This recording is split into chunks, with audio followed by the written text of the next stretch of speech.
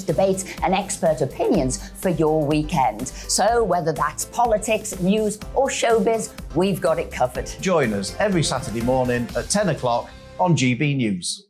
Hello, I'm Alastair Stewart, and I'd invite you to join me at noon on Saturdays and Sundays for Alastair Stewart and Friends.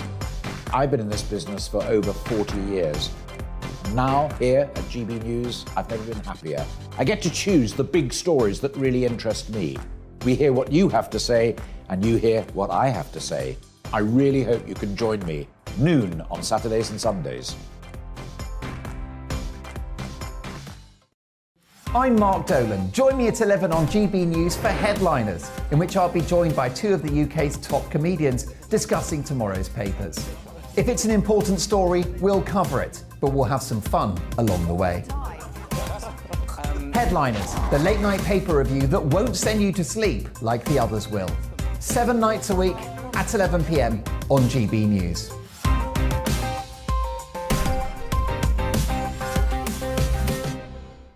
Hi there, it's Stephen and Anne. At breakfast from 6 a.m, you'll always be caught up with everything you need to know, the latest headlines, opinions and debates. We'll bring you the good news and the bad, but most of all, we're here for you. Remember, send in your views and let us know what you would like us to talk about. That's because we're your news channel. And every morning at 6 a.m, it's breakfast on GB News.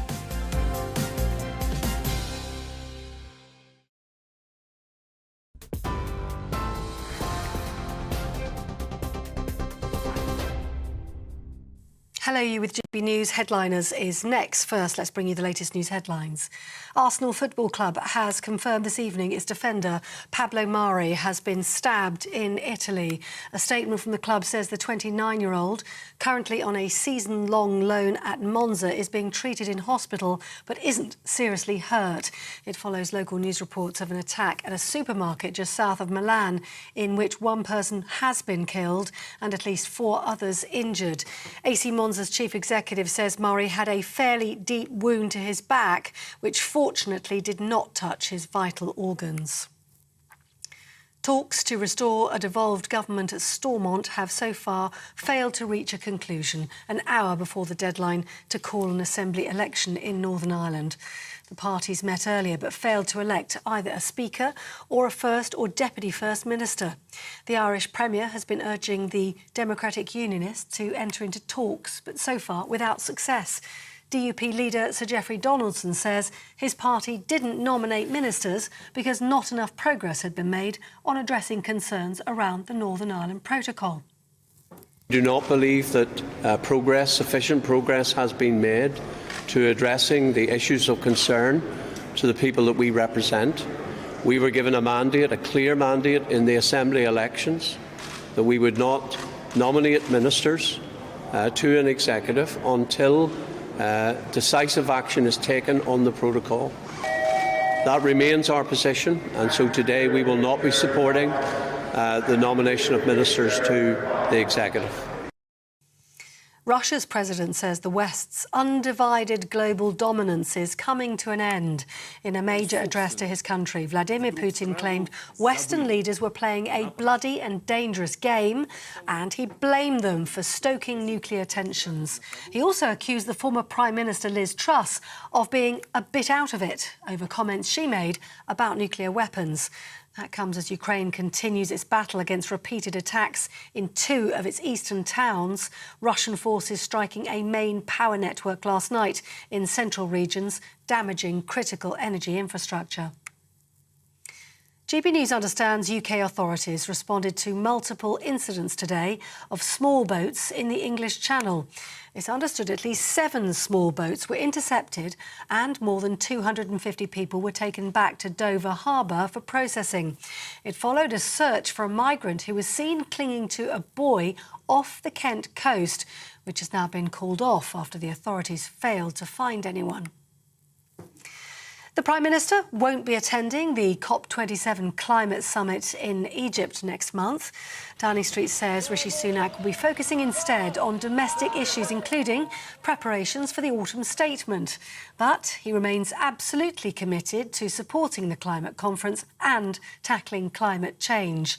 Other senior ministers, including COP President Alok Sharma, will represent him instead. Meanwhile, Rishi Sunak says he's had a great call with the Canadian Prime Minister Justin Trudeau this evening. Mr Sunak tweeted, "As close friends and free market democracies, the UK and Canada have a vital role in promoting economic growth and stability." That's it. You're up to date on TV, online and DAB+ radio. You're with GB News, the People's Channel, where now it's time for Headliners.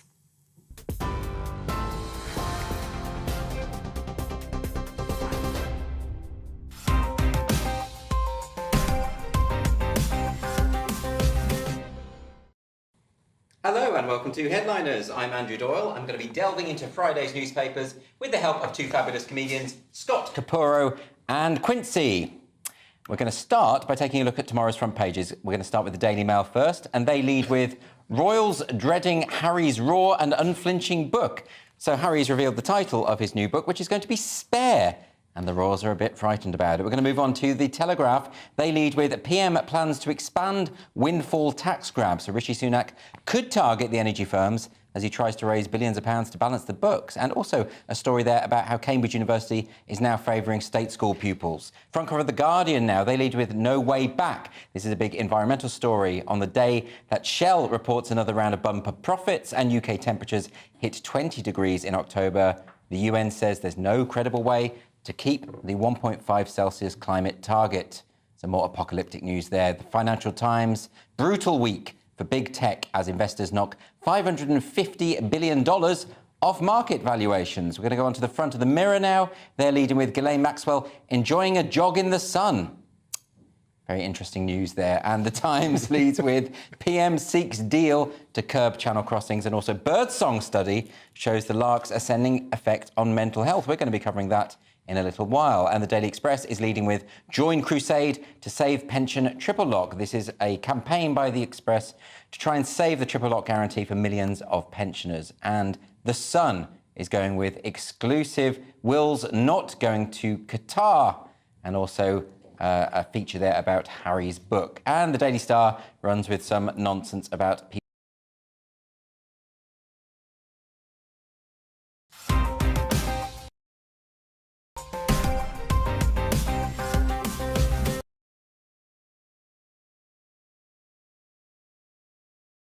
Is cracking. What's this about? The windfall tax, Scott? What's happening here? Let's see.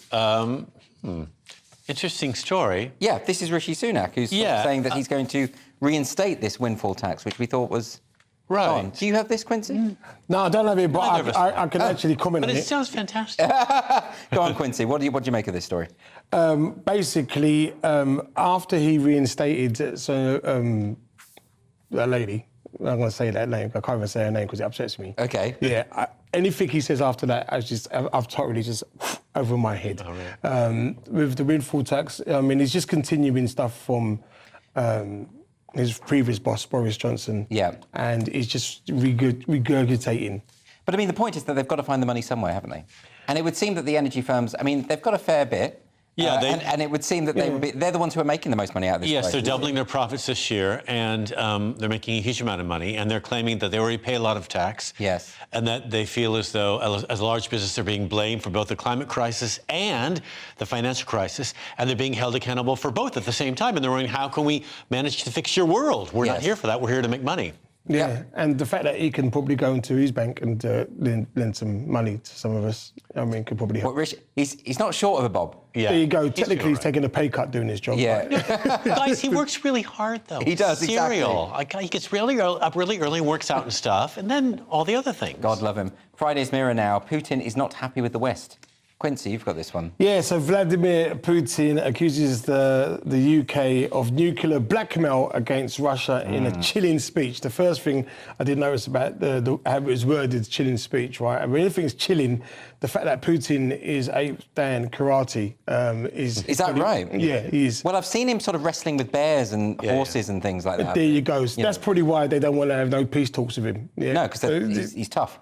Yeah, so for me, there you go. So who would you rather have peace talks with? Like, I mean, look, this story here is one thing to win a war is all about propaganda sometimes, you know what I mean? It's all about the media.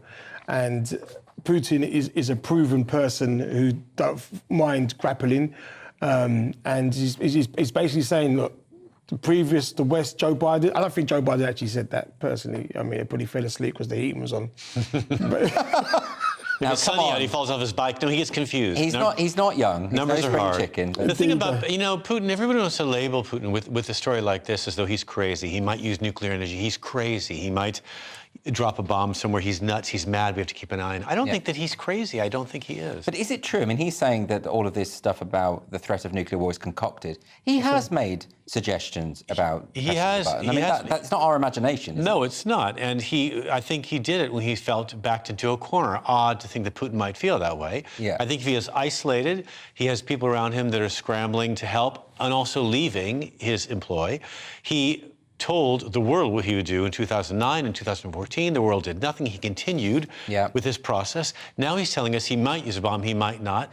It's hard to not believe him because everything he said he would do, he has done. There's so much tub thumping though. I mean, this speech that he's just given, it's really not about Ukraine at all. He's talking about how he wants the globe to change. He wants the West to lose its grip on international hegemony. You know, this is what he's going with. Well, he has, dropped some bombs near the Polish border. That's what I'm worried about. I'm worried about America wanting to put very powerful weaponry in Poland pointed toward Russia. I wonder who's instigating what from who, you know? And he's warned about that from 2009. He's told people about that. I mean, the final straw has really kicked him out of the World Cup. So that's what I mean. So for me, he's like, you know what? If you don't let my teams back into the Champions League, I'm gonna have to press that button. I mean, you joke, but his finger is over that button. Yeah, but you know what? Sometimes he does come across as a bit unstable. Yeah. And certainly, it feels like a lot of it's quite personal for him. But if someone's backed into a corner and they've got a nuclear arsenal and he's got nothing left to lose. Well, as someone also who managed the KGB pretty effectively and knows where all the bodies are buried, I wonder how many people are worried about what he knows about them. Yeah. Oh, interesting. And then it makes you think, what would we class as stable, considering the leaders we have around the world? Exactly. We don't know what stable is. Look, I know he's a lunatic, and I know he's probably psychotic, but I don't know how much more dangerous he is than anyone else. There you go. Who's and running of course, he knows that using nuclear power his political career would be over, of course. There you go. And he's 8th Dan karate man. So, sticking with the Mirror now, Suella Braverman is continuing to draw headlines. Scott, this is an ongoing saga, isn't it? The saga of Suella. This former party chairman, Jake Berry, also known as Jake, Sourberry, I think he's angry because he's been fired. He's been fired. So yeah, he is. And so what he says, or what he does, I put it to rest, buddy. You're no longer working for anyone anymore. But he says on Talk TV, he said, as I understand it, the evidence about what she did with her emails and all that, it needs to be examined more deeply. Yeah, so just to be clear, so these were allegations of a security breach that she sent from the wrong email account. From her personal email, she sent a business. We've all done this. Well, she sent it to him. Yes, right. And but the thing is, he's saying that but he wasn't. No, he's saying, as I understand it, basically she was presented with this evidence and accepted it, and Rishi Sunak has said that she came forward and said, "Look, I've made this mistake." So someone's lying. Yes. Only came forward when she lied, and it was brought up at the wrong times. Like with Hillary Clinton. People tend to do this. Maybe women do it more often because they are a bit hysterical. Maybe she didn't know what she was doing. She didn't know it was a bad thing. Maybe she thought everybody's doing this. Do you not think, though, that a lot of this is about Suella's politics? It is. Suella Braverman's, but insofar as she's more to the right of the party than Hitler. And she wants to leave. She wants to leave ECHR. People really hate her for that. And for that quote that she said about her fantasy about seeing planes leave for foreign countries with migrants on them.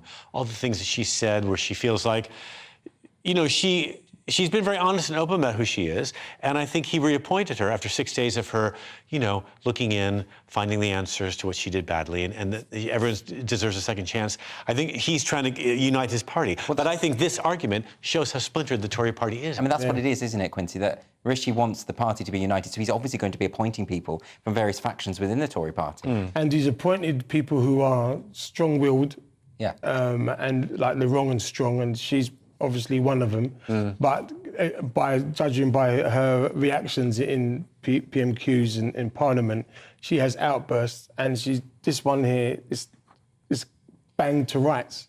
You know what I mean? Well, I don't know. I mean, there is definitely different views, conflicting accounts of what went on here. So well, the Guardian reading tofu thing really makes her unpopular. There are a lot of Guardian reading tofu eaters. Yes. That's true. It really That's does. true. Yeah, what a surprise. Onto the front page of the Guardian now. A lot of people eat tofu, Yes, it's all right, tofu. Things are heating up, Quincy. What's all this about? This is the environmental...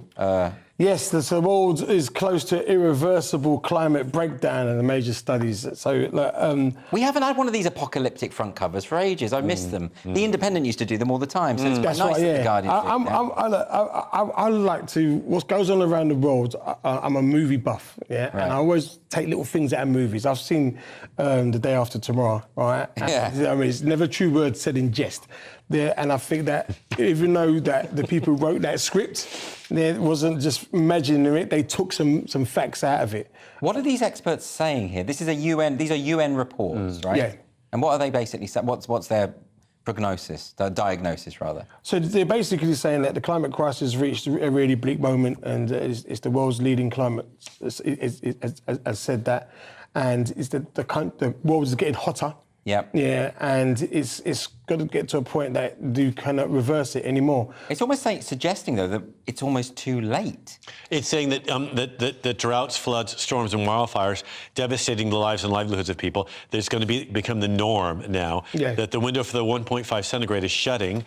Well, I mean, it says here, current pledges for action by 2030, even if delivered in full, would mean a rise in global heating of about 2.5 degrees, a level that would condemn the world to catastrophic climate breakdowns. Yes. We may as well have a party. I know. I don't know why people are still having children. It's over. It's all over. It's all over. This is why I wore my shorts today. Exactly. Yeah. Well, I mean, not good news. But also, the other problem with this, of course, is various countries are making an effort to reduce their carbon footprint, etc. Yeah. There are some countries that are producing a lot of pollution, doing nothing at all, right? And you're not going to get China to change its policies here. That's just not going to happen. So, how much of an effect can we have? By recycling? I know every time I drop my recycling in the garbage, I'm like, is this really making any difference? Really? I feel powerful by doing it, but I don't think it matters. It makes you feel good, and that's what matters. It makes me taller. I like global warming in a way because we have grapes for longer. English wine is really taking off. Really, really nice. Yeah, never did before. Yeah. Well, silver linings there. We're going to move on now to a shocking story from Friday's Guardian, an investigation into the migrant camps in Kent. Scott, what's this about? Migrant centre in Kent, catastrophically overcrowded,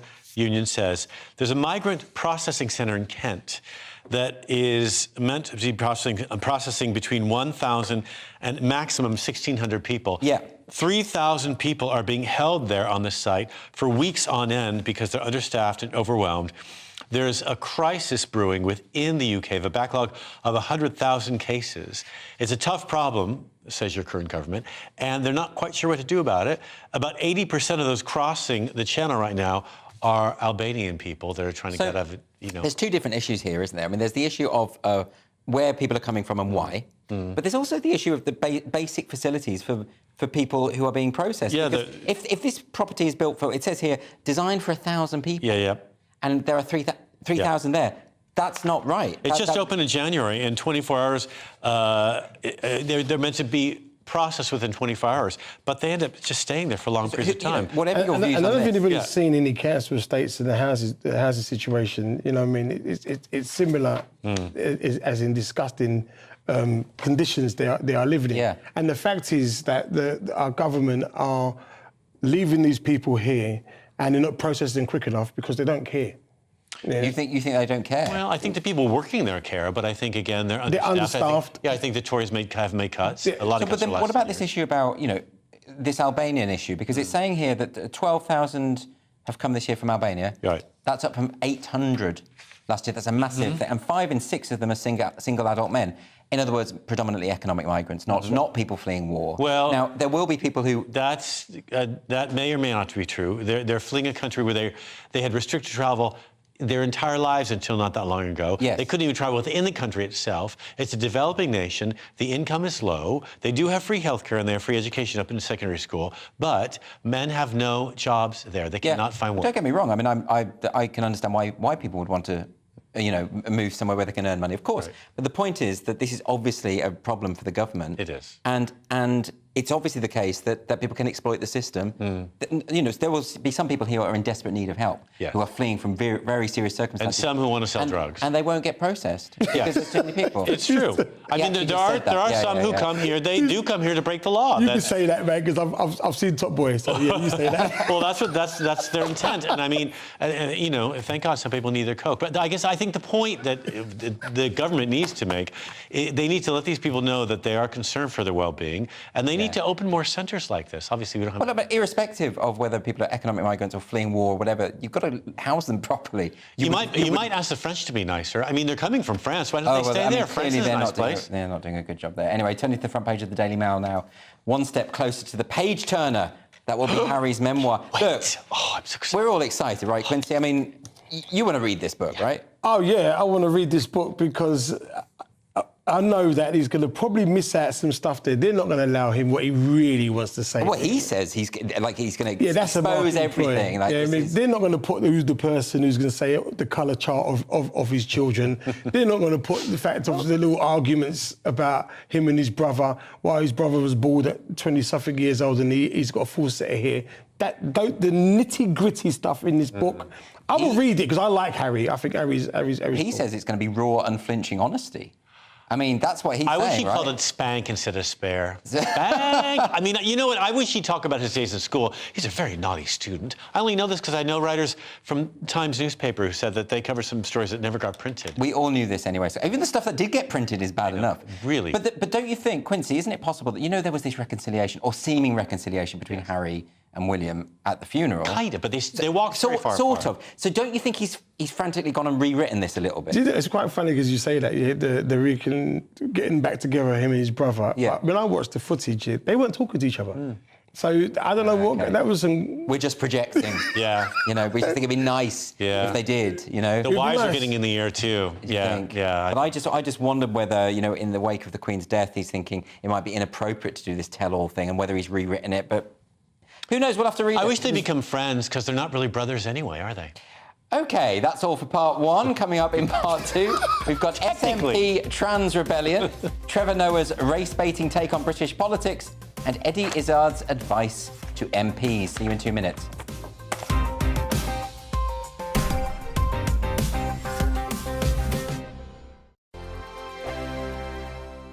Weekday afternoons on GB News, we've got the whole of the UK covered. From 12 to 3, it's GB News Day with me, Mark Longhurst. And me, Gloria Di Piero. You'll get the very latest on everything that's been going on across our great nation. And from 3 till 6, watch out for GB News Live with me, Patrick Christys. I'm not here to mess around. With all the biggest topics and guests, you will always be up to date. GB News Day and GB News Live from 12 p.m. Only on GB News. The People's Channel, Britain's news channel.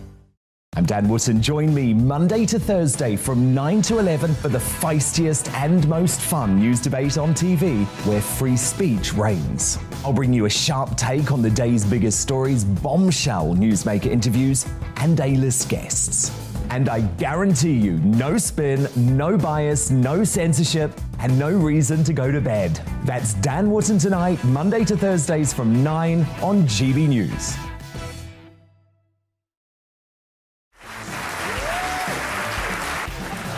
My name is Andrew Doyle. Join me every Sunday evening at 7 p.m. for Free Speech Nation. This is a show where we address current affairs and news stories of the week with the help of two wonderful comedian panellists. I brought in comics because I want to give it a lighter edge, and also they work for less. See you there.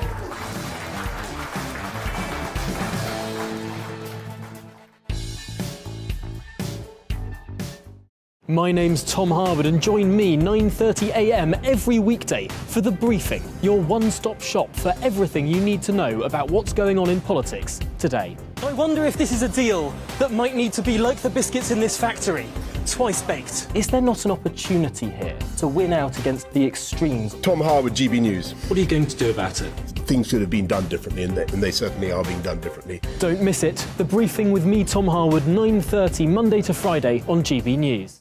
On Mark Dolan tonight, we have a simple plan, which is to inform, stimulate and entertain in equal measure. It's all about getting your opinions on the national television airwaves. I love my viewer emails, mark@gbnews.uk.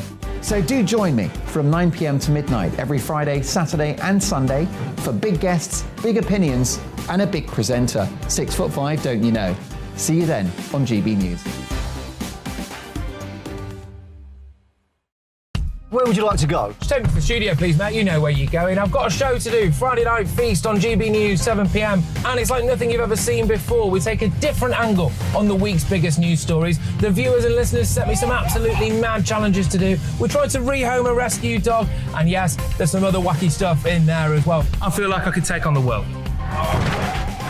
Well, that's that. Friday Night Feast with me, Patrick Christie's, every Friday, 7 till 9 p.m. on GB News. Be there. Join me, Arlene Foster, for the briefing on GB News. Every Friday at 3 p.m, I'll give you all the latest political news and analysis, and we'll have robust live debate. To make sure that you're caught up on all of the biggest issues of the day, we'll bring on experts in their field. I'll ask the questions that you'd like to ask. We're not afraid to tackle discussions from all perspectives, including yours.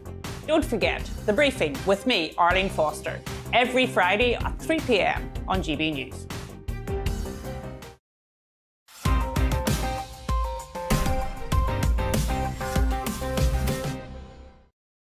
Welcome back to Headliners, your first look into Friday's newspapers with me, Andrew Doyle, and I'm joined by the wonderful comedians Scott Capurro and Quincy. So let's get back to it. Friday's Guardian, the SNP backbenchers are revolting. Quincy. Yes, so one minister has resigned over the vote against making it easier for transgender people in Scotland to change to their legal sex. Right? I looked at this story and, yes, it is something that needs to be addressed in the debate what needs to be had, but there's a lot more serious things what needs to be discussed as well, like the fact of why Scotland deep fry their Mars bars and the effects it has on the National Health Service.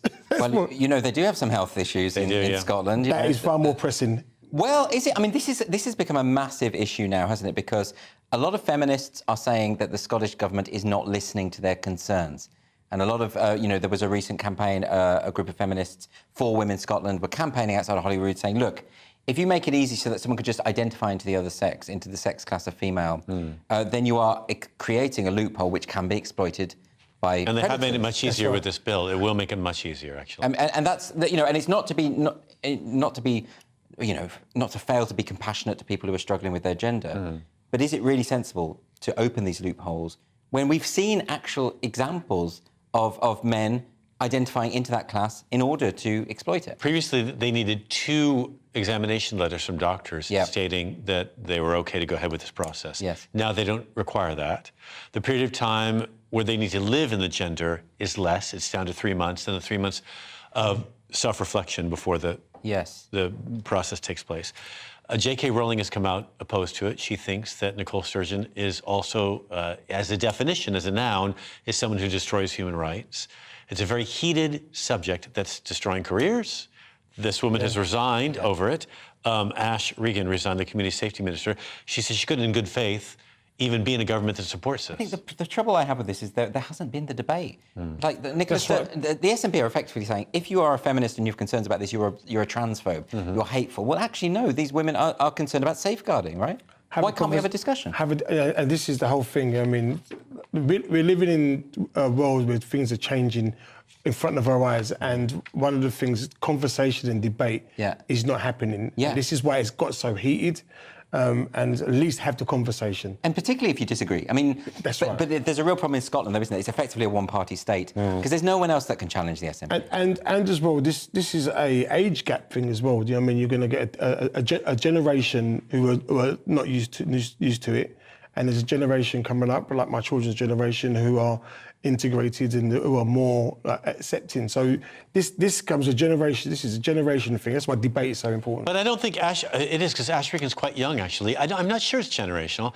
I see what you mean, and I do think that young people do not have a problem with trans people. They don't even think that it's an issue, and that's good too. I think we all feel the same. Well, I don't think any of these feminists have a problem with trans. No, I don't think they do it. I think it's strange because Nicola herself identifies the leader of SB. She's a feminist herself. And I don't see how she can't clearly see that this is an issue about women's rights in the workplace, about personal space. It's interesting to me also. I wonder who she thinks she's going to win over with this. If she thinks she's getting votes out of this, because she won't. It won't. It'll work against her. It will. But then I suppose when you have such a dominance politically, you don't have to worry necessarily about pleasing all the voters. I mean, the SNP really don't have... No one else can possibly challenge. When you're the head gangster, you call the shots, right? There we go. Eddie Izzard issuing advice to MPs to join the 21st century. Scott, so this is actually a development of that story, isn't it? Well, Eddie Izzard, he's told people to join the 21st century after some MPs have made some transphobic comments about him. He's running for MP of Sheffield, where you may or may not know he had his education, and he worked there for a while as an activist. And he thinks that Sheffield needs to be bolder, brighter, stronger on the map. And this was being discussed by Conservative MP Lee Anderson, who said he would not follow Eddie into the toilets if she came to Parliament, while Labour MP Rosie Duffield said, I'm not calling Eddie Izzard a woman. So in response... Right, OK, but that's a really key thing here, is that, you know, Rosie Duffield is not a transphobe. Right. Rosie Duffield is just saying that she's not going to deny biological reality because of the way that Eddie Izzard wants to identify. Right. So he was asking to be listed on the list of Labour Party members as a female, as a woman. But he's not asking actually to be on an all-female shortlist. No, he's removed himself from that list. I believe that was not something he ever wanted. Exactly. So the point about this is, and what concerns me about this, the headline here says, Eddie is, join the 21st century, says that Eddie Izzard after MP's transphobic comments. I don't see any transphobic comments here. I see a disagreement. Well, I think would not follow him into the toilets is a transphobic. Well, no, but people are concerned about... I think he was making a joke and it wasn't funny, is what it was. But who knows? But a lot of people, and we're going back to the issue of the feminist protesters outside of Hollywood, are concerned about men going to women's spaces, including toilets. Yes. And Eddie Izzard was photographed. And there's a way to approach that subject in a diplomatic sense, and if you're a politician especially, to not say what he said. But I mean, I absolutely think Rosie Duffield has never said anything close to transphobic. No, but what he said, I mean, this is splitting hairs, I know, but what Eddie has said, which I think is fair, is my being a woman or my being trans is by the by. That's not what I'm running about. That's not what I'm running for. Sure. So I wish people would just listen to his policies and kind of try to ignore the bullying, which just sounds a bit like it is. You think it sounds bullying? What do you think, Quincy? Yeah, a bit bullying there. OK. Well, I just think I think it comes back to this debate about whether we are allowed to acknowledge biological reality and at the same time say people can identify however they like. Yeah, it depends as well what's he's going in after, if he's doing number one and number two. Goodness me. All right, we're going to move on very quickly to Friday's Metro. Looks like there's going to be a row about hairstyles in schools. Quincy, what's this about? Afro hair. Right, so when I saw this story, this triggers me because there's been for years, for me going to school, even work, that black people, we have our hairs in different kind of styles. So under all this, I've got locks, and there's this perception that most white men feel in the workplace how it's presented their business in their schools. So I got a message one time, a phone call, that my sons had I put patterns in their hair. Yeah. And I always say this, don't worry about what's on their head, worry about what you're putting in their head. Yeah. And why is there such a concern about people's hairstyles? Because it's for me, it's another form of control, another form of trying to not understand culturally the people you are teaching. So this happened to a young lad in Fulham who had locks, and who was told that he had to cut his locks off. But then considering that there were other white children in there with just as much long hair, right, I see. and they were disregarding his family's faith. So to me, this isn't about the hairstyle. This is another form of trying to manipulate and trying to control how people have their styles. Because it's interesting, because I remember being at school and there were very strict sort of guidelines about how you could have your hair, had to be cut quite short, that kind of thing. But there's a cultural issue here, isn't there, in terms of Afro hair? They're mentioning here that some of these are so sort of ingrained into cultural practices, and it doesn't seem like a hill worth dying on. When you say cultural practice, so for me, is this like when you get cornrows, like with Leroy from Fame? These hairstyles are not. Black people don't wake up in the morning and think, I need to look like I'm going to the nightclub. It's easier access just to comb roll your hair or the short back insides.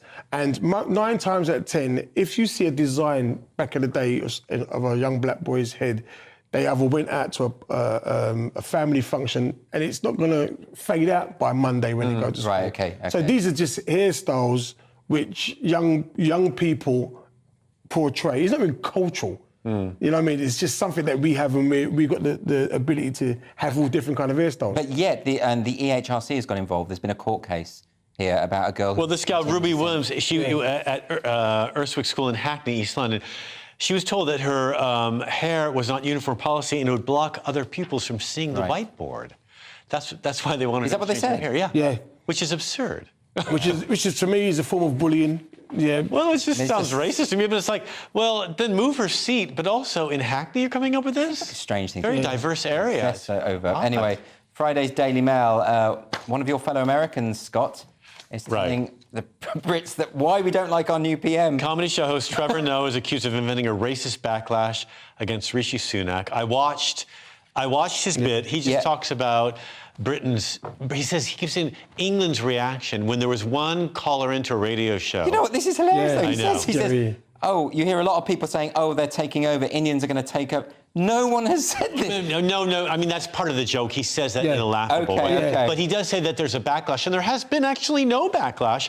Actually, what people are most concerned with is the government moving on, and they talk about his wealth, but nobody's talked about his ethnicity. Is this just one of those things, when comedians do that observational comedy, where they observe something that doesn't really exist? They say, like when this happens, you're thinking, no, that doesn't really happen. Well, this one idiot called into a radio show and said this. You can find an idiot to say of course. anything. And that was the backlash, right? In America, I think his ethnicity would be an issue. It would be, right, exactly. Is it just someone who hasn't done their research on the UK? And as far as I can see, his being from South Africa, he has his own experience with the UK, doesn't he? And I think that he's seeing it through that prism, actually. And he's lived here, he's performed here, so he's integrated. He knows the culture, so he's going via something which is historic, and he's just picking it up observation-wise as a comedian. Because I could tell you from the area I'm from, I've heard that rhetoric. As far as I can take it over. I've heard that rhetoric. Oh no, sure, but not about. I've never heard anything like that related to Sunak at all. No, but the bit's funny. Where's this backlash? I think we have to remember he's a comic, and he exemplifies something for comedy purposes, really. Yeah. Okay. Well, let's move on to Independent now. Bad news for vapers. Quincy, this has really surprised me. This story. Yeah, this surprised me as well. And to be honest, I mean. I look at vaping? I look at vaping like I'm a meat eater. I look like a vegan sausage. Yeah, it's like for me, it's just something which a lot of young people now have taken it in fashion. If you're trying to wean yourself off cigarettes, yeah, that's what it's for, right? Yeah, that's right. And for me, if you're going to just go cold turkey, go cold turkey. And I think that it is. I don't even know the effects. That's a lie. I know one person who has had lung problems. Well, this article's suggesting it's as bad for your health as cigarettes. Yeah. I mean, that can't be true. No, that's not bad. Right, no, they're saying, well, actually, specifically, this study says it's as bad for your heart. But that still surprises me hugely. Scott, well, when you're inhaling chemicals into your lungs and you're not even sure what they are, I think it's probably not a great idea. And you smell like strawberries. But also, and strawberries, I mean, they can't be good for you. Yeah. But I mean, it's water vapour, so presumably because you're not getting all that tobacco, and it must be. But it restricts the blood vessels from releasing nitric oxide. So it makes the blood vessels restrict the way cigarettes do. That's what they're saying. So it limits the amount of blood passing through the body. So although this might be better in terms of cancer, it's probably worse in terms of the heart. It slows down your circulation. There is a connection of your lungs. It affects your lungs, but not to the capacity of cigarettes. But also, isn't it just that people have more of it? Because firstly, they taste so nice. If you're having fruit-flavoured stuff, and I know someone who gave up cigarettes and started vaping, he said he does it so much more than he ever smoked. Also, it's more accessible. You can do it more places. And I think young people, we see 14-year-olds in our neighborhood that do it. Really? So, yeah, and their parents seem to just let them, and I think you start Shame. younger. We thought we were moving forward and we were helping people, but turns out we're killing them. The killjoy is out As it there. turns out, weed is better for you. I do not endorse that sentiment. Anyway, Friday's Guardian now with a morbid look at what's happening to America's youth. Americans die younger in states run by conservatives, a study finds. Duh, really? Do you really? What I like about the study in British papers, I just wonder, do people really want Americans to live longer, really? It's such a Guardian headline, though. Americans die younger in state run by conservatives. It is. Didn't you used to have a joke about, well, conservatives eat a lot of red meat, so of course they, They do. You got to be careful traveling in the U.S., though. You don't want to you don't want to travel in states run by conservatives because they have more drive-by shootings. They have more active shootings. Is that being taken into accct in this study? It might be. They have fewer. They have almost no abortions too. So I think the shootings are meant to level the playing field in a way. Hopefully. Quincy, what do you think about this? I mean, it does seem like an odd study to even undertake, really. Why?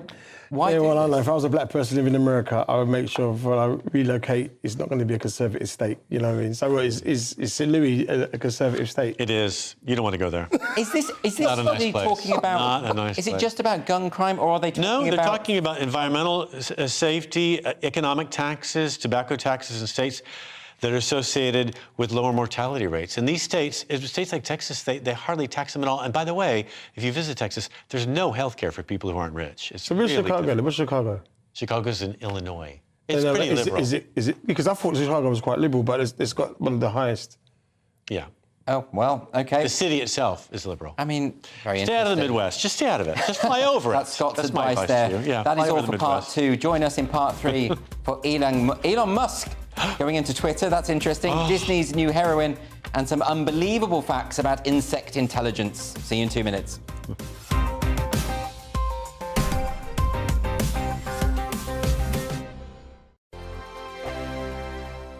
Hello there, it's Eamon Holmes here from Breakfast on GB News. We're not just on your television and your screens, you know. We're on DAB plus digital radio, so you can listen to your favourite shows on the move. If you've not yet listened to GB News Radio, it's very simple. We're on your radio player and TuneIn apps, on your smart speaker, phone or tablet, or online at gbnews.uk. Take us with you wherever you go. GB News Radio. You never have to miss a moment of the People's Channel. Hello, I'm Simon Evans. Join me on GB News for Headliners at 11 p.m, where I'll be joined by 2 of the country's top comedians as we take a look at tomorrow's newspapers tonight. If it's a big story, we'll be covering it, I guarantee, but we'll also have some fun along the way. That's GB News Headliners at 11 p.m. We won't put you to sleep, unlike some of the other paper review shows out there. So join us, 11 p.m, 7 nights a week.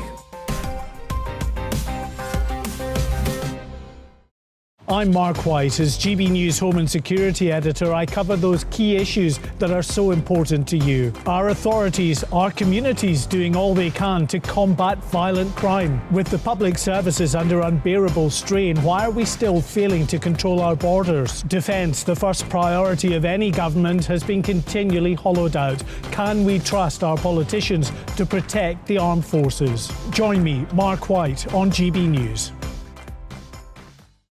Join me, Nana Akua, on Friday, Saturday and Sunday afternoons on GB News.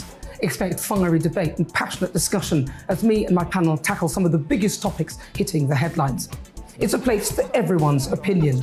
No one gets cancelled, but no one gets an easy ride. Oh, she's on it today. Be ready for conversations that are fierce, frank, and of course, fun. Every Friday, Saturday and Sunday afternoon from 4 p.m. on GB News. Every morning from 6 o'clock, we'll wake you up with GB News Breakfast with all the stories you didn't know from the night before. So whether it's serious news, entertainment, or your own views from all over our great nation, we're here to kick off your day with a smile. And the national media should be reflecting and reporting what's happening here. You will notice the northwestern accents.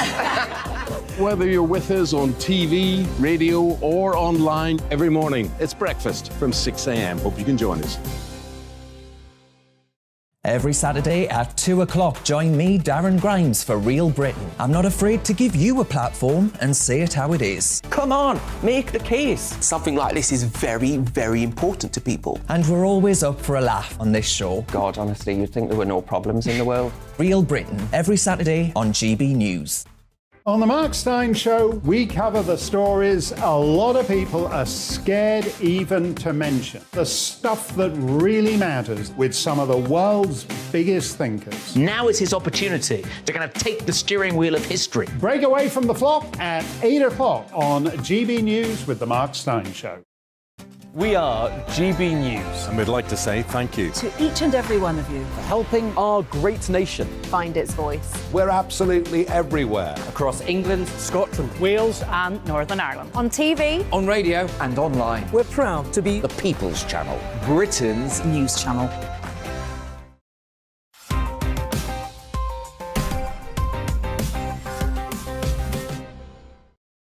Welcome back to the final part of Headliners for tonight. I'm Andrew Doyle, and with me still, I have the wonderful Scott Caporo and Quincy.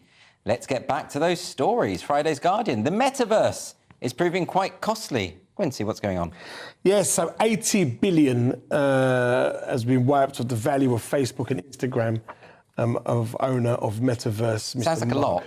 Yes, do you know what? Even like the words or the numbers 80 billion, which is like, if that's wiped off, he's still richer than most people in this world. I was going to say, I mean, given the value of the company, maybe that's not that bad. I don't know, but it sounds bad. He's only got 35 billion left. Cereal. Yeah, I mean, like, what's he going to say to his missus? I'm sorry, I can't buy you the Philippines this Christmas. I mean, what's he... But is this to do with, like, because they always say when a company changes its name, it's on the way down, you know, like, because that's a desperate act. They've gone to Meta now, and it just feels like Facebook is dropping and dropping, and people aren't interested anymore. I think with Facebook, I think that because all of the regulations in Facebook and stuff and scams and stuff, that's what's making it drop. Well, also TikTok and things like and that. TikTok have taken over, and I think Facebook now is more for a particular generation. Yeah, it's definitely for the old generation. My mum's on it, so watch it. Their readers, I follow her. Their readers are either dying or giving up on it a little bit. I think. Is this why they tried to create this metaverse idea where you could literally put a helmet on and you become a character and you go into it, and they're trying to rejuvenate? I don't think people are interested, are they? Yeah. No, not that generation. No. It's all Instagram now. There's a guy in my neighborhood who wears a helmet. He is a real character, actually. Oh, okay. But you know, it's weird with the money. Rich people make me anxious. I feel dirty when I'm around them. But I would like to have a lot of money, just have a stand-in. Because in San Francisco, we go watch Zuckerberg watch TV. I told you, in his living room. He has a house. You can watch him watching TV from out on the street in the picture window with his arm around his wife. It's supposed to be them, but I know it's like a tourist attraction or something. Well, not many people are around. You have to kind of have to know the street. It's on Fair Oaks at the top of the hill. But they must be stand-ins. I thought, wouldn't it be great to be rich, just have someone stand in your life? Yeah, it's going to be a mannequin. It's a mannequin. Of course it's a mannequin. Anyway, let's move on to the next story now. This is Friday's Guardian. Elon Musk giving everything, including the kitchen sink, to help humanity. Scott, what did he do? Deal's been done. He's the chief twit. Elon Musk wants to, he said, look, I'm walking into the big office right now. He gives all of his details. I'm about to sign the document. Get excited, you guys. I'm about to do it. Well, he posted a video of him walking into Twitter HQ, holding a sink, saying, I'm at Twitter, let that sink in. See what he did there? Get it? See? Now, so he's funny. Not as easy as it looks. And he's changed his Twitter handle to, under his Twitter bio it says Chief Twit now. Yeah. So it's well, as far as I'm aware, it should have gone through by tomorrow, I think, the actual final. But you're right, it's all online. He's telling us every step of the way. No ads except Trump advertising his campaign, because he's going to let him back on. You think that's what's going to happen? Yeah, they're best buddies, yeah. So, now, Quincy, a lot of people have suggested that Elon Musk has taken over Twitter to try and improve the state of free speech on the platform, because he's concerned that there's a very partisan way in which the content is moderated. Do you buy that? Yes, I do. I think that he is... When you have so much money... and it's been shut down that you cannot say what you want to say with so much money, your obvious thing to do is, do you know what? I'll buy it. Well, I mean, he can say whatever he wants, and he can clearly do whatever he wants. And this is why he's bought it. He's buying it. He's actually said here, he says, the reason I acquired Twitter is because it is important to the future of civilization to have a common digital town square where a wide range of beliefs can be debated in a healthy manner. So wouldn't that include... so many of those. Wouldn't that include Donald Trump? Of course, exactly. I don't think they should have ever taken Trump off Twitter. It gave him more power than he had before. Also, his tweets were hilarious. I mean, it was really funny. Yes, I couldn't keep up. And he will be back, and he is running again. And he will win in 2 years. So brace yourselves. You think that? Oh yeah, he's the most famous person in the world. But Quincy, this could be interesting because Donald Trump said that the reason he won the first time was because of Twitter, because of the reach that he had because of Twitter, and then they kicked him off. Well, if he comes back on. Because his Truth Social thing isn't really working out, is it? Yeah, he comes back on Twitter. I think I might vote for him. I'm left of Lincoln, but I want to be on a winning team for a change.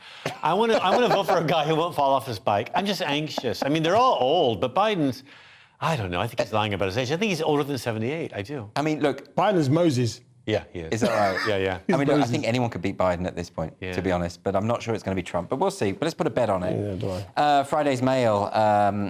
Big company, big films, and big characters. Quincy, this is a new Disney extravaganza. Yes. So Disney unveils the first plus-size heroine.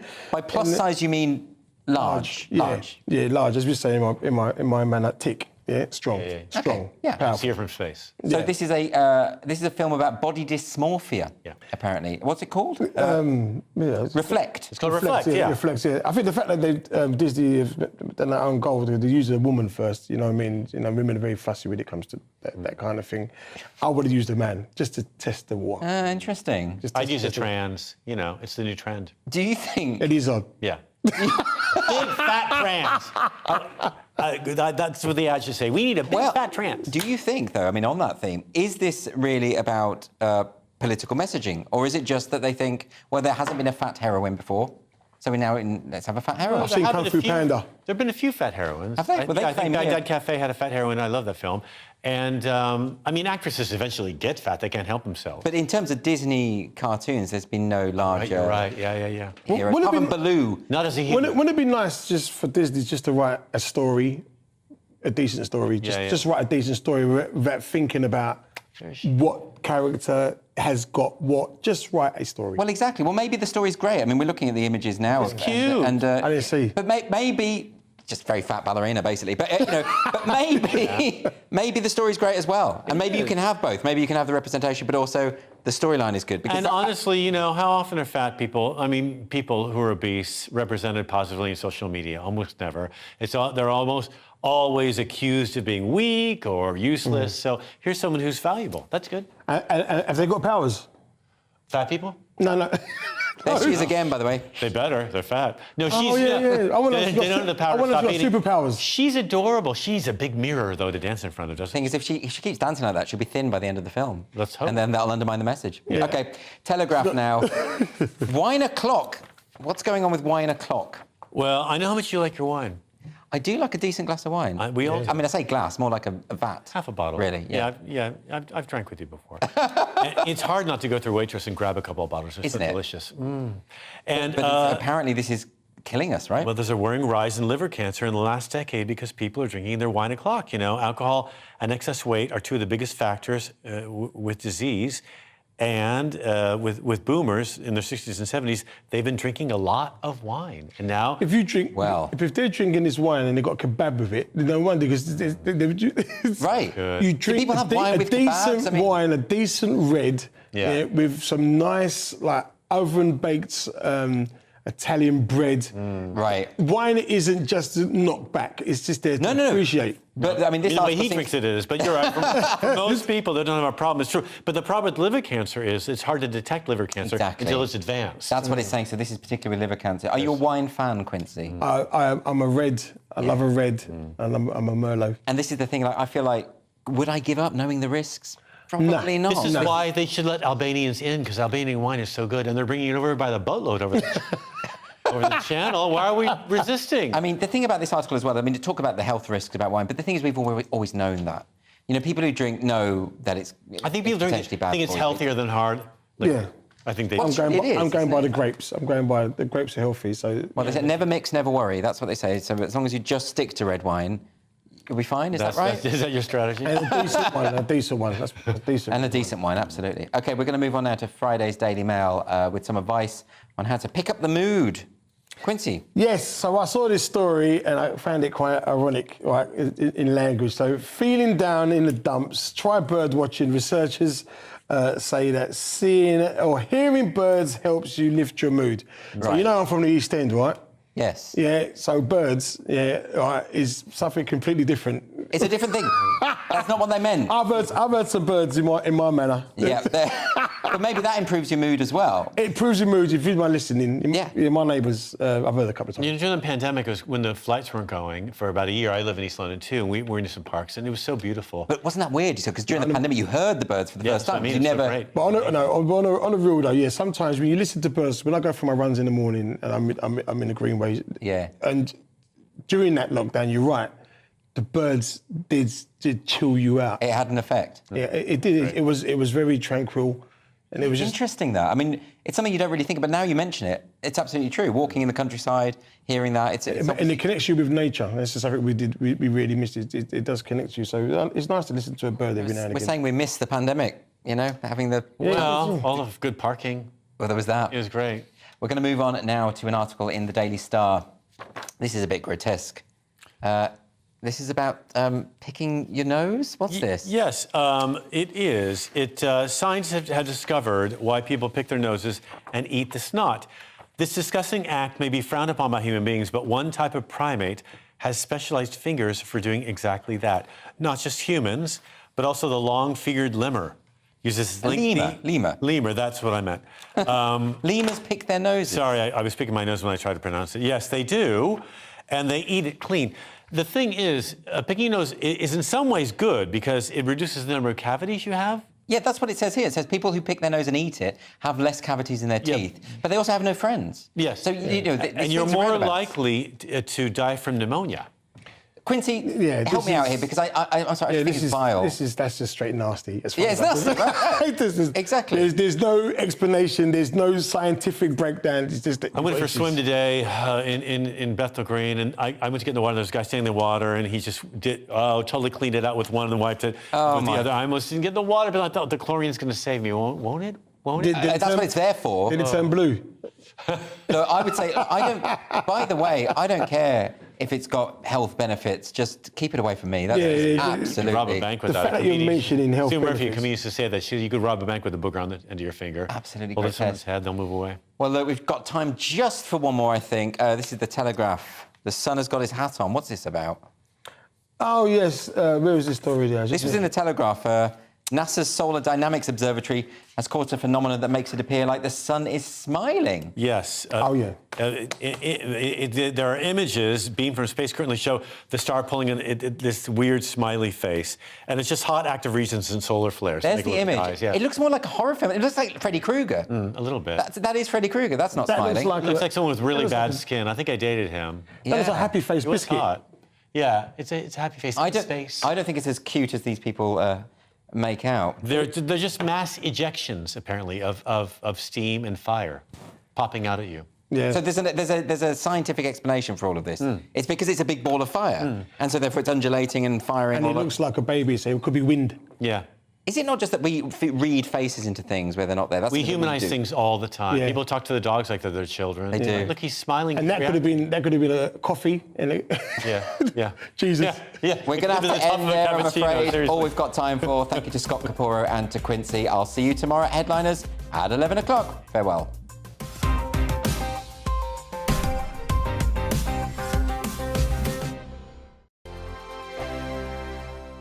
Hi there, it's Stephen and Anne.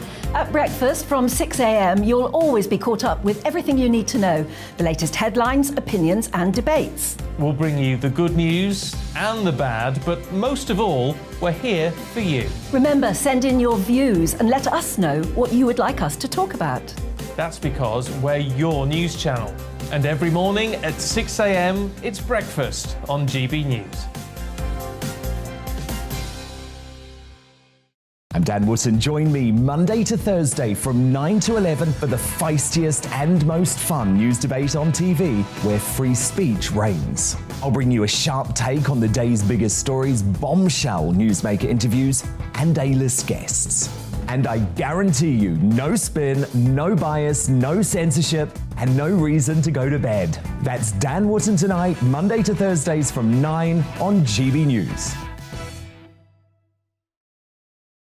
We are GB News. And we'd like to say thank you. To each and every one of you. For helping our great nation Find its voice. We're absolutely everywhere. Across England, Scotland, Wales and Northern Ireland. On TV, On radio and online. we're proud to be The People's Channel, Britain's News Channel. Hello, I'm Michelle Dewberry and you can join me every weekday 6 till 7 on Jubes and Kerr. Me and my panel will get stuck right into the day's events and I can tell you, in fact, I can warn you, expect some robust debates, some strong opinions and perspectives from both sides of